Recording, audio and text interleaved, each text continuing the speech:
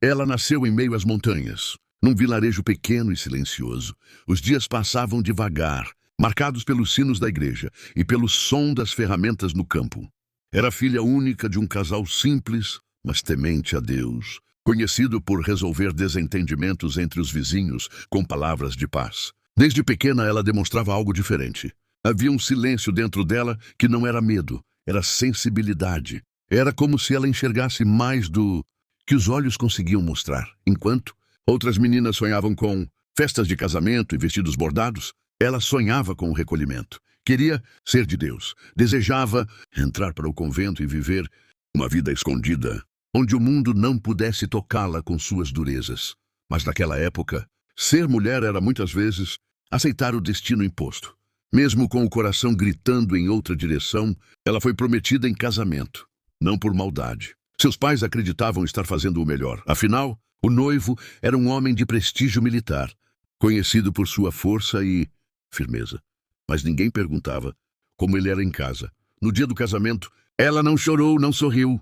Apenas baixou a cabeça e seguiu o cortejo com a mesma doçura silenciosa de sempre. Mas dentro dela algo se partia. Como aceitar um destino que nunca foi seu? Como amar alguém que o coração não escolheu? Os primeiros meses de casada foram estranhos. Ela tentava se adaptar, manter a casa em ordem, demonstrar gentileza. Mas logo, os gritos se tornaram mais frequentes que as palavras. O marido voltava tarde, muitas vezes embriagado. Cheirava a vinho barato e perfume estranho. E os boatos que circulavam no povoado eram sussurrados na frente dela com pena. Ela ouvia tudo, sabia de tudo. E ainda assim, não revidava. Ela permanecia firme. Lavava a roupa, ajeitava os lençóis, recolhia os cacos de pratos quebrados, sem dizer uma palavra. À noite, ajoelhava-se diante de um pequeno crucifixo e chorava, baixinho, para que nem Deus ouvisse seu pranto. Mas será que ele não ouvia? Como uma mulher pode continuar de pé quando tudo dentro de si está caindo? Como ela conseguia levantar no dia seguinte com um mínimo de dignidade, sabendo que seria desprezada de novo? Os vizinhos a viam passar pela rua e comentavam: ela é uma santa. Mas ela não se via assim, só queria sobreviver. Queria que aquele homem a visse como ela era, que o amor um dia brotasse. E não era por orgulho, era por fé, era por aquele Deus que ela conhecia desde pequena. O Deus que dava sentido até ao sofrimento mais injusto. E mesmo com tudo isso, ela nunca deixou de rezar por ele. Nunca. Rezava para que seu coração se amansasse. Para que a raiva que ele trazia de fora do mundo, da guerra, do passado, não se transformasse em veneno dentro de casa. Ela via que ele sofria, mesmo quando batia, mesmo quando traía. Mas quem consegue amar assim? De onde vem esse tipo de força? O tempo passou. E a vida com ele continuava como uma estrada de pedras. Mas ela não endurecia. Era como se a cada humilhação ela escolhesse não devolver, não odiar, não revidar, só permanecer. Como alguém aguenta tanto sem explodir? Por que ela não fugia? Não gritava? Não largava tudo? A resposta talvez estivesse no silêncio. Na forma como ela entendia o amor. Um amor que não se alimentava de palavras bonitas ou gestos românticos, mas que se revelava na fidelidade do dia a dia, no cuidado pequeno, na oração escondida. Essa mulher, que o mundo teria chamado de fraca, estava prestes a mostrar o tipo de força que só os céus conseguem sustentar. Porque a dor ainda não tinha terminado. O pior ainda estava por vir. Mas ela seguiria em pé.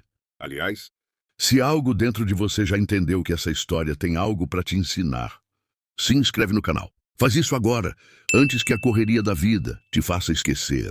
Aqui, cada história é mais do que uma lembrança. É um espelho. E pode ser que uma delas seja o que você precisava ouvir hoje. Mas a vida ainda não tinha terminado de provar essa mulher. Porque às vezes, quando a gente pensa que já chegou ao limite, é aí que Deus começa a escrever a parte mais profunda da história. E com ela, ainda viria a perda, o luto, e uma escolha que pouquíssimos seriam capazes de fazer. O que uma mãe é capaz de entregar para salvar a alma dos filhos? O tempo passou, e com ele vieram os filhos. 2 meninos. Um par de olhos inocentes que, por um tempo, devolveram a ela uma alegria quase esquecida. Quando segurou o primeiro nos braços, sentiu o coração reaquecer. Era como se Deus dissesse: eu ainda estou aqui. E por eles, ela encontrou mais forças. Começou a sorrir discretamente. a preparar o pão com mais capricho, a cantarolar baixinho para embalar os pequenos enquanto dormiam. Mas a tempestade não tinha cessado. O marido, agora pai, parecia cada vez mais amargo. Sentia-se ameaçado por qualquer afeto que não fosse dirigido a ele. Tinha ciúmes até da atenção que ela dava aos próprios filhos. Voltava para casa mais tarde, com olhos mais sombrios, e agora, por vezes, levantava a mão não apenas com palavras, mas com violência física. Ela, porém, não respondia com gritos, nem com fuga, nem com denúncia. Naquela época não havia a quem recorrer. Respondia com firmeza no olhar e oração nos lábios. Protegia os filhos como podia. Cuidava das feridas deles e das próprias também, e seguia. Como uma mulher encontra equilíbrio no meio da guerra, como ela continua sendo mãe sem se despedaçar como mulher. Ela ensinava os filhos a não odiarem o pai. Mesmo vendo seus olhos marejados de dor, pedia que eles fossem pacientes, que rezassem por ele. E isso talvez fosse o mais difícil, porque dentro dela também existia uma criança ferida, um coração que doía em silêncio. Nas noites mais difíceis, quando os meninos dormiam, ela se sentava à beira da cama e olhava para o teto escuro. Muitas vezes nem conseguia rezar com palavras. Apenas olhava para a cruz pendurada na parede e pensava, Senhor, se for esse o meu caminho, então me ensina a andar por ele. Mas quem é capaz de orar quando tudo desmorona?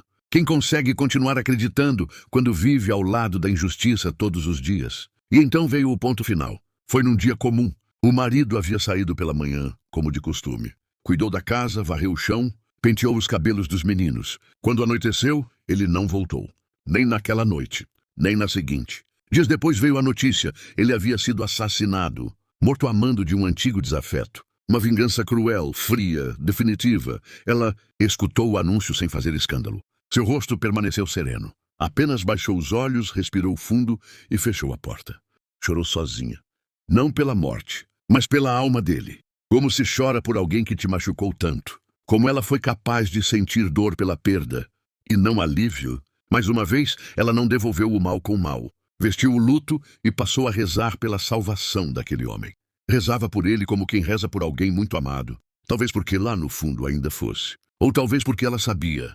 O perdão liberta mais quem oferece do que quem recebe. Mas a dor não terminou ali. Agora viúva, precisava criar os filhos sozinha. E como toda dor que não é acolhida, a deles começou a se transformar em raiva. Os meninos cresceram com sede de vingança. Sussurravam nomes, falavam de armas, de honra. Ela os ouvia com o coração em pedaços, porque via neles o reflexo do pai, e temia, não por si mesma, mas por eles. Como impedir que o ódio se herde como um sobrenome? Como proteger os filhos daquilo que destruiu o pai deles? Ela sabia que se eles matassem também se perderiam. E o que ela fez a seguir foi um ato que poucos compreenderiam. Os dias seguintes à morte do marido foram pesados. Ela vestiu luto, mas era como se o luto vestisse a casa inteira. O ar ficava parado, silencioso. Pesado demais. Cochichavam entre si. Saíam escondidos. E pouco a pouco, a mãe percebeu que algo terrível estava crescendo dentro deles. Aquela violência que marcou o pai deles estava aos poucos tomando forma nos filhos. Eles falavam com desprezo dos assassinos. Discutiam entre si formas de fazer justiça. Diziam que a honra da família exigia sangue. E cada palavra dessas perfurava o peito dela como uma faca invisível. Ela tentava conversar. Pedia calma. Pedia oração. Mas eles não ouviam. Estavam cegos pelo mesmo ódio que destruiu o pai. E ela sabia que se os filhos seguissem esse caminho, não haveria retorno. Matar não traria o pai de volta. Matar destruiria a alma deles. E destruiria a dela junto. Mas como impedir um coração jovem tomado pela raiva? Como convencer alguém que acredita de verdade que a vingança é justiça? Ela passou a dormir menos, comer menos e rezar mais. Muitas vezes ficava ajoelhada por horas, sem perceber o tempo passar. E, enquanto os filhos dormiam, ela caminhava lentamente até o quarto deles. Colocava a mão sobre suas cabeças e sussurrava uma oração desesperada, quase como um grito abafado. Senhor, salva os meus meninos, mas nada mudava. A sede de vingança só crescia, até que uma noite ela ouviu sussurros atrás da porta, planos, nomes, armas. Seu coração gelou. Foi então que ela percebeu. Estava prestes a perder os filhos do mesmo jeito que perdeu o marido. Não para a morte física, mas para a morte da alma. E foi nesse momento, nesse ponto de desespero absoluto, que ela tomou uma decisão que poucos conseguiriam tomar. Uma decisão que só alguém que ama de maneira pura, profunda e sobrenatural poderia tomar. Na manhã seguinte, ela foi até a igreja sozinha. Caminhou devagar, com passos curtos, como se carregasse todo o peso do mundo nos ombros. Entrou. Fechou a porta. Sentou-se diante do crucifixo e não disse nada por longo tempo. Apenas olhou. Olhou como quem busca uma resposta, como quem está prestes a entregar o coração inteiro, e então finalmente ela abriu a boca. A voz saiu trêmula. Quase não saiu. Meu Deus! Se os meus filhos estão destinados a matar, se o ódio vai tomar o coração deles, então, Senhor, tira-os do mundo antes que eles se percam. Uma oração que não nasceu do desamor, mas do amor absoluto. Um amor que prefere perder do que ver os próprios filhos se tornarem assassinos. Um amor tão grande que só o céu consegue compreender. Como uma mãe faz um pedido desses? De onde vem tamanha entrega? Como alguém encontra força para dizer sim à vontade de Deus quando ela significa dor? Dias depois, os meninos adoeceram. Uma febre rápida, silenciosa, mortal. Ela cuidou deles até o último suspiro. Segurou as mãos deles, abençoou cada pedaço de dor e os entregou a Deus com o mesmo amor com que os trouxe à vida. E ficou só, sozinha na casa que antes era cheia de gritos e passos. Uma mulher viúva, sem marido, sem filhos, sem família, sem nada, mas ao mesmo tempo com tudo, porque ela ainda tinha Deus e ele a chamaria para algo muito maior. A casa, agora silenciosa, parecia maior do que nunca. A ausência era barulhenta. Os quartos ficaram vazios. Os pratos sobre a mesa não tinham mais para quem ser servidos. O jardim, que um dia abrigava os passos das crianças, agora recebia apenas o vento. Ela passava os dias em silêncio, falando apenas com Deus. E, por mais que sua alma ainda carregasse dores que palavras não sabiam descrever, havia dentro dela uma paz que o mundo não poderia oferecer. Ela sabia que havia cumprido seu papel como esposa. Sabia que havia feito o impossível como mãe. E agora queria apenas viver o que sempre sonhou. Entregar-se totalmente a Deus. Mas depois de tanto sofrer é possível recomeçar. Será que ainda havia espaço para ela em algum lugar do mundo? Com esse desejo no coração, ela arrumou suas poucas roupas, pegou um terço gasto e caminhou até um convento da cidade. Bateu na porta com humildade, com os olhos baixos, com a esperança de quem finalmente voltaria ao lugar onde sempre pertenceu. Mas a resposta foi não. A vida religiosa não aceitava mulheres viúvas. Ela não era mais pura o suficiente. Carregava cicatrizes demais, histórias demais, passado demais. Voltou para casa sem revolta. Abaixou a cabeça e orou. No dia seguinte foi a outro convento. Novamente recusada. No terceiro, a mesma coisa. Você é viúva. Você já teve filhos. Sua vida foi marcada pela violência. Não serve. Como continuar tentando quando tudo parece dizer, você não é digna? Quantas portas uma mulher pode bater antes de desistir? Mas ela não desistiu. Ela sabia que o chamado de Deus não depende da opinião dos homens. Sabia que, se o céu queria usá-la, nenhuma regra da terra poderia impedi-lo. Ela orava dia e noite para que o Senhor mostrasse um caminho. E então algo aconteceu. Na noite seguinte, enquanto rezava, ouviu uma voz em seu coração. Não era um som, era uma certeza. Espera. E ela esperou. Dias depois, o impossível aconteceu. As freiras do convento, impressionadas com sua persistência, aceitaram fazer uma exceção. Mas havia uma condição. Ela deveria provar que era a vontade de Deus. Ela deveria entrar no convento. De forma milagrosa.